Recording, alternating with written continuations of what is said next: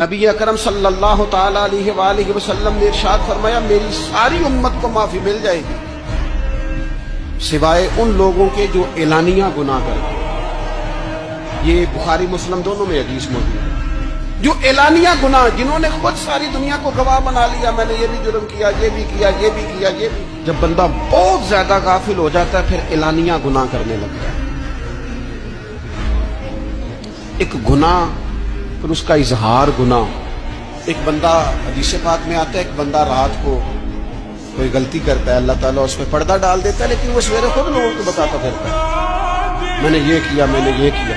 جب آپ اظہار گناہ کرتے ہیں نا تو سامنے والا بھی دلیر ہوتا ہے، کہتا ہے اس نے کیا میں کر لوں گا تو پھر کیا ہوا۔ ہمارے علماء نے لکھا ہے کسی کی نماز قضا ہو جائے تو کسی کو بتائے نہ،